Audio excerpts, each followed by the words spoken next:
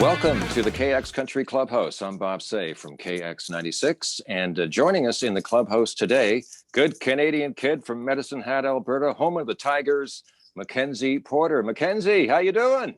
Good morning. How are you? We're doing all right, thanks. So a quick question for you in terms of, because you moved to Nashville a number of years ago. I think it's almost 7 now, maybe a little bit more than that. And what was the inspiration, for lack of a better way of putting it, for you to move to Nashville and say, okay, now is the time for me to do this?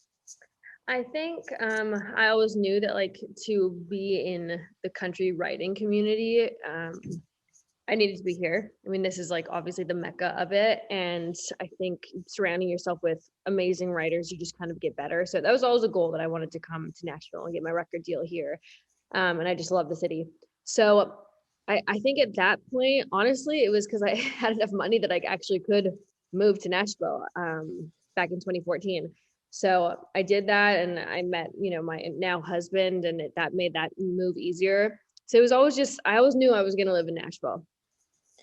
Interesting that you should mention your now husband. The last time you were in the clubhouse, we talked about marriage and your wedding and stuff like that, and you were pretty coy about the whole thing. And then like a week later, you're married. Come on, holding out on us. You know what? We didn't, honestly, I would have told you, but I hadn't even told some of my friends, my best friends, because we just eloped and did it super, privately. Obviously, our plan was to have, big wedding, but COVID happened. And so we just decided to go ahead and do it. So I'm sorry, I didn't give you the full truth on that. Well, by the way, MacKenzie Porter is joining us in the clubhouse, and I hear from CMT that you are among the next women of country music in 2021. How cool is that?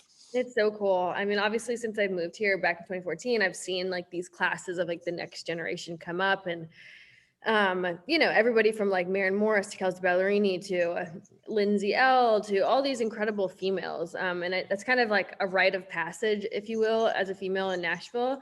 And so I've always wanted to be a part of the class. And this year I get to, and I think the women in it are really amazing, and I'm excited to be involved.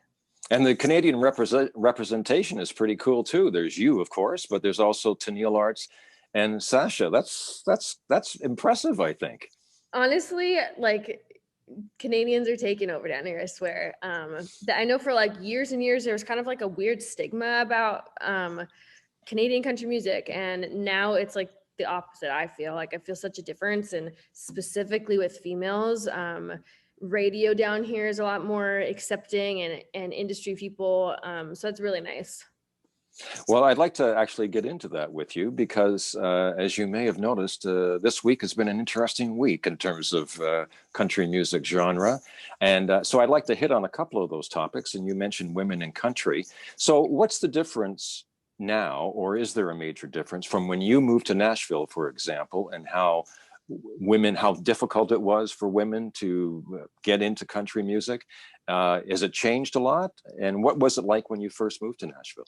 The conversation has changed a lot. I mean, it now is a conversation. And I will say it's very different than the Canadian country scene, where I feel is very accepting to females, and, me particularly.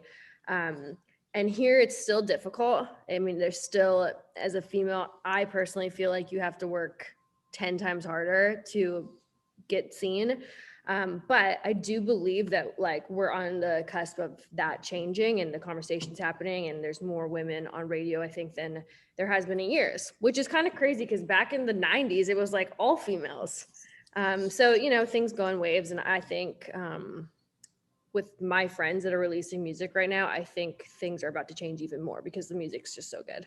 And how about the support among women in country music in terms of in making things better? I mean, you've got, you mentioned Lindsay L., there's Tennille Towns, there's yourself and all the other artists like Kelsey Ballerini and Maren Morris, for example. How important is that, do you think, that women are, one, speaking out, but they're also supporting each other in that way? I think it's really important. Lindsay and Tennille Towns, Tennille Arts, all friends of mine.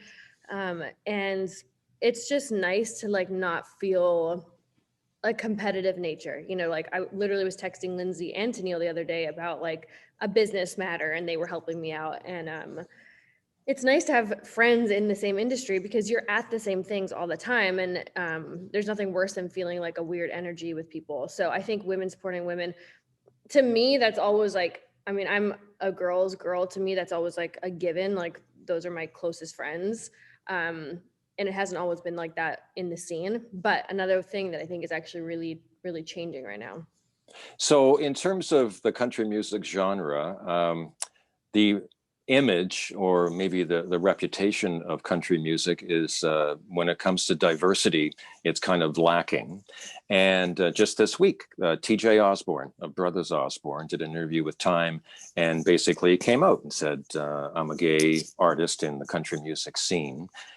So that, for me, at least, that takes a fair amount of courage on his part. I mean, I'm assuming his family and close friends would have known, but for him to come out like that, when you hear something like that, what does that say to you? I think it's so awesome. I mean, it's sad to me that it's taken this long, and that he's the, you know, I think I read that he's the only one on a major label. Like, it shouldn't be that way, in my opinion. But I'm just like, so I think it's so cool, proud of him for taking that first step, because it is scary, because this industry, you know, is a little bit behind the times, I guess, if you will, like in that kind of sense. And things are changing. I mean, as you said, this week, things are changing and like actions are being taken. And I think it's just making this genre way better.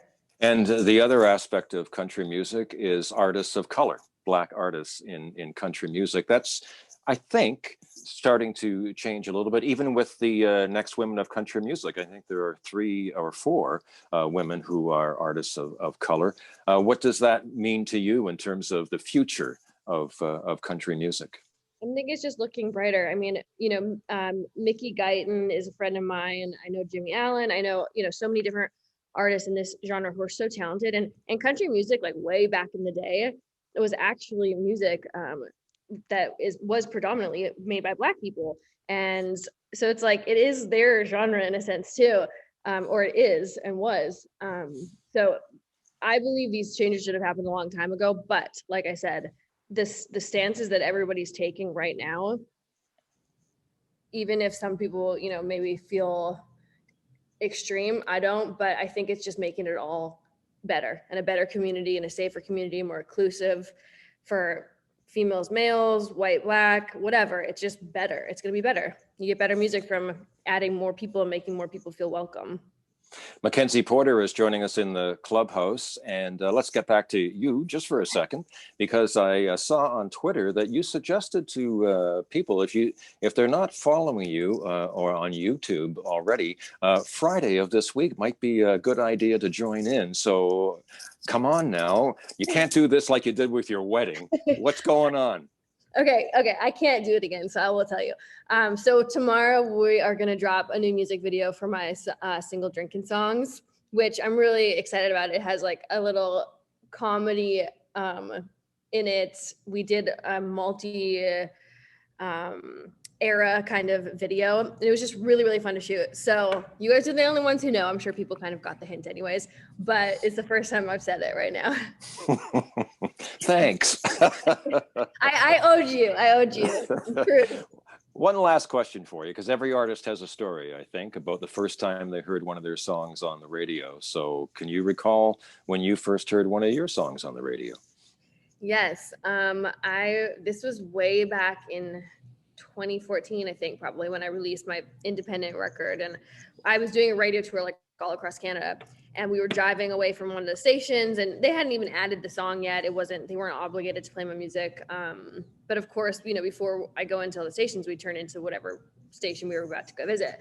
And they played it just for kicks right after I left. It was just like the coolest feeling. And I was with my radio, the lady who was like supporting my radio stuff. And it was just the coolest thing, like that first feeling of hearing your song. And it sounds very different coming through radio car speakers than it does in your headphones or at home. It feels and sounds very different, better.